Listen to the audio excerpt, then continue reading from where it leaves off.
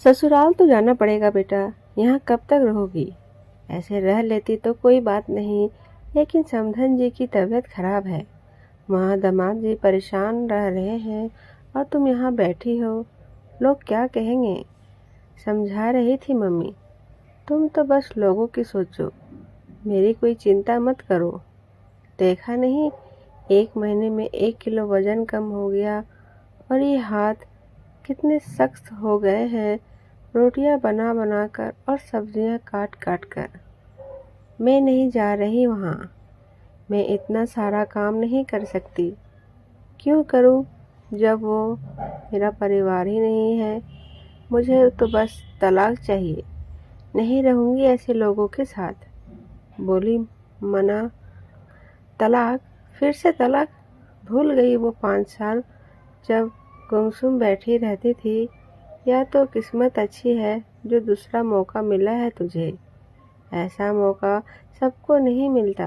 बेचारे भले लोग हैं, फिर भी ऐसा कर रही है। तो क्या करूं पता है? महीने भर से ना तो शॉपिंग की है, ना ही कहीं बाहर गई हूँ। पति भी पूरा दिन मम्मी मम्मी करता रहता है। सास भी चाहती है कि बच्चा हो जाए और मैं पूरा घर संभालूं। ऊपर से वह सौतेला बच्चा सारा दिन मम्मा मम्मा। नहीं हूँ मैं कोई मम्मा। क्या यही सब करने के लिए पैदा हुई हूँ मैं? सुंदर हूँ, पढ़ी लिखी हूँ, कुछ भी कर सकती हूँ। माना का जवाब था। यह माना है, माना कि दूसरी शादी हुई है। पहली शादी में साल भर में तलाक हो गया। उसका कहना है कि वे लोग उस पर बहुत अत्याचार करते थे। वह पति भी उसकी बात नहीं सुनता था, जो उससे सहन नहीं हुआ। एक दिन प्रेगनेंसी के दौरान बहुत बुरा बर्ताव किया हुआ उसने अपने भाई को बुलवा लिया और मायके आ गई। फिर नहीं गई और तलाक हो गया। जब रिश्ता टूटा तो बच्चे को दुनिया में लाने का क्या मतलब था? इसीलिए उसे भी जाने दिया। उसके बाद 4-5 साल मायके में रही और भाई भाभी को प्यार से रहते देख लगा कि फिर से शादी कर लेनी चाहिए। फिर से योग्य वर की तलाश शुरू हुई, जो एक विधुर पर जाकर खत्म हुई, जिसकी पत्नी एक छोटे बच्चे को छोड़कर चली बसी थी। बेटे के सिवाय हमारे पास आपको देने के लिए कुछ नहीं है दामादी। शादी की बात होते ही कह दिया था। माना कि मम्मी ने, मेरे पास सब कुछ है। हमारे घर में सिर्फ एक इंसान की कमी है जिसे मेरा बच्चा माँ कह सके, और मुझे जीवन साथी की।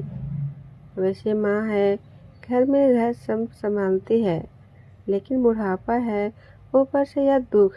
क्या पता कुछ हो गया तो घर बिखर जाएगा। इसीलिए एक स्त्री चाहिए घर में, जो हम सबको अपना सके, बाकी कुछ नहीं। होने वाले दामाद जी ने शालीनता से उत्तर दिया और माना कि मम्मी को जैसा सपना पूरा हो गया। खुश तो माना भी बहुत थी, उसे जो चाहिए मिल रहा था। उसने भी कह दिया कि वह सबको अपना लेगी और जो गया उसकी कमी महसूस नहीं होने देगी। मंदिर में शादी हो गई और सचमुच जब ससुराल पहुंची, माना तो किसी सपने से कम नहीं थी दुनिया। हर तरफ प्यार ही प्यार, ऐश और आराम।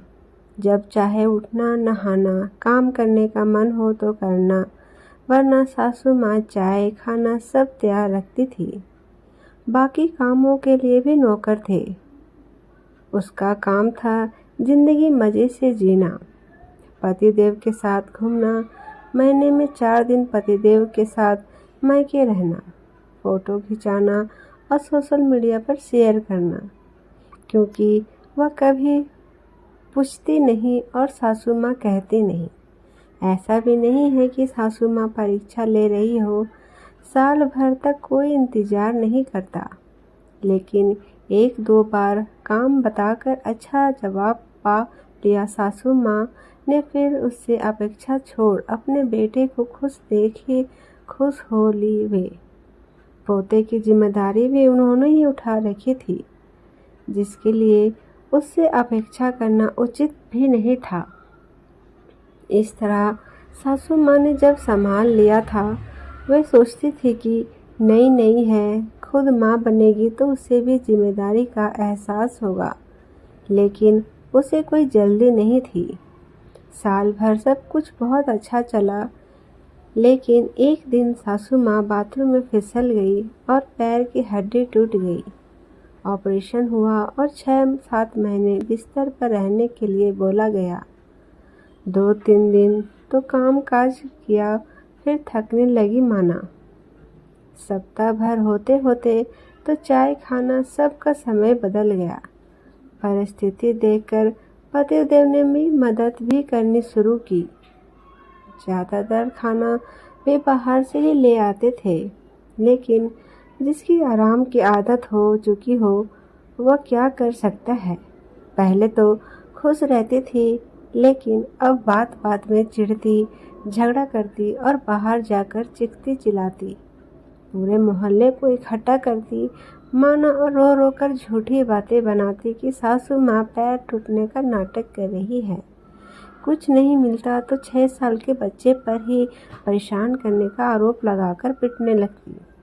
वो तो मोहल्ले वाले अच्छी तरह से जानते थे उस परिवार को, इसीलिए कुछ नहीं कहते।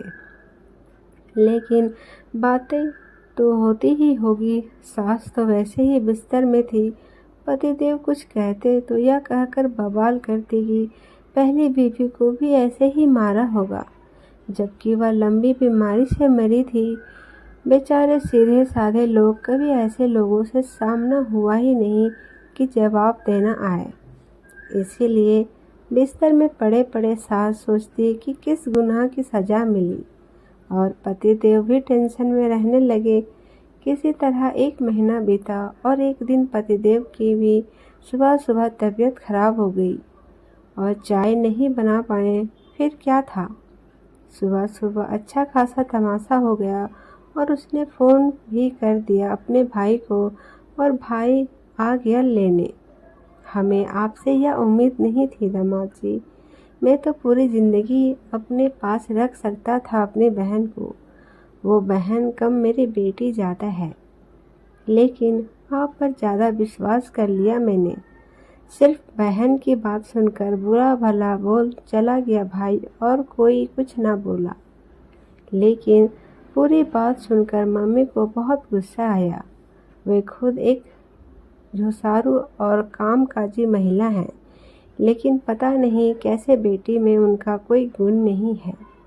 वह अब तक टीवी और मोबाइल में घुसे रहने वाले छोटे बच्चों जैसी ही है, जिन्हें सब सोफे पर ही चाहिए और ना मिलने पर रोने चीखने लगते हैं।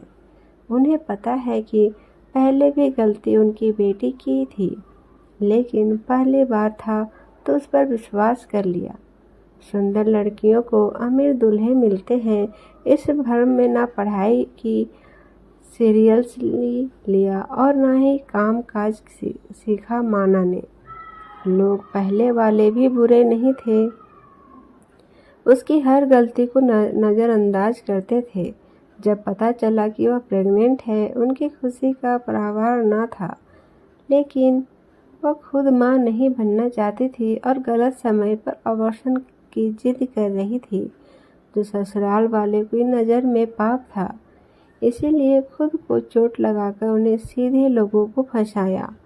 अब तो वे लोग भी किसी तरह पीछा ही छुड़ाना चाहते थे, इसीलिए उसकी मुँह मांगी रकम दी और अलग हो गए। लेकिन अब मम्मी को लग रहा है कि बेटी को शादी भी कमाई का साधन लग रहा है, इसीलिए कोशिश कर रही है कि उसे समझाएं। लेकिन अब वह अपने रूप और पढ़ाई का गाना गा रही है, जो सामान्य से ज़्यादा नहीं है। पढ़े लिखी हो तो नौकरी करो, और ऐसी नौकरी करना कि हर काम के लिए नौकर चाकर रख सको। गुस्से से बोली मम्मी। ऐसे क्यों कह रही हो मम्मी? लगता है तुम्हें मेरा वापस आना अच्छा नहीं लगा। लेकिन चिंता मत करो, मेरे पहले तलाक के 10 लाख तो सेफ है, यहाँ से भी 25-30 तो मिल ही जाएंगे। इस तरह तुम पर बोझ नहीं बनूंगी। चिढ़ते हुए बोली माना। मानती हूँ तुम्हारे पास रुपए हैं, लेकिन वो कहावत तो सुनी होगी कि खोदते खोदते पहाड़ भी खत्म हो जाते हैं। फिर याद तो चंद रुपए हैं, बात रुपयों की भी नहीं है। हम तुम्हें अकेला नहीं होने देंगे, लेकिन बात तब की है जब सब कुछ बच्चों के हाथ में होगा और हम भी होंगे, नहीं होंगे या असमर्थ होंगे। तब हम लोग दूसरों की गारंटी नहीं ले सकते। तब तक तुम्हारे यहाँ रुपए भी खत्म हो चुके होंगे। मैं यह भी नहीं कह रही हूँ कि जीवन जीने के लिए पुरुष या परिवार जरूरी है। आजकल महिलाएं बहुत सतर्क हैं, लेकिन यह सशक्तिकरण उन महिलाओं पर लागू होता है जो स्वावलंबी और आत्मनिर्भर हो। चंद पैसों, सुंदरता और आलस के साथ जिंदगी नहीं जी जाती। मुझे ही देख लो, नौकरी मैं भी करती हूँ, लेकिन कुछ काम तो खुद ही करने होते हैं। काम चाहे ऑफिस का हो या घर का, बैठे बैठे कुछ नहीं होता। और मैं जहाँ तक जानती हूँ, 2 साल पहले तुमने अपनी नौकरी भी इसलिए छोड़ी थी क्योंकि वहाँ जल्दी जाना पड़ता था और काम भी ज़्यादा था। फिर इस तरह शादियाँ तोड़ तोड़ कर भी कब तक पैसे कमाओगी? प्रश्नवाचक दृष्टि से देखा माने। सब ठीक है मम्मी, लेकिन कुछ नहीं बेटा। जिंदगी ने तुम्हें दूसरा मौका दिया है। दूसरा मौका सबको नहीं मिलता, खासकर ऐसे लोग जो तुम्हें मिले हैं। सब कुछ मिल जाता है, लेकिन अच्छे लोग किस्मत से मिलते हैं। माना की आंखों में आंखें डालकर बोली मम्मी, और समझ गई माना को। मम्मी को पता चल गया है और यह काठ की हांडी बार बार नहीं चढ़ेगी। दोस्तों, यह कहानी थोड़ी स्त्री विरोधी और बहुओं के पक्ष में नहीं है, लेकिन हमेशा ससुराल और पुरुष के गलत नहीं होते। ऐसे में माना कि मम्मी की तरह बात को समझाया जाए तो रिश्ता चाहे रहे ना रहे, अच्छे लोगों का इंसानियत पर विश्वास बना रहेगा। दोस्तों, आपको ये स्टोरी कैसी लगी हमें कमेंट करके ज़रूर बताएं। अगर कहानी पसंद आए तो मेरे चैनल को भी सब्सक्राइब करें। धन्यवाद।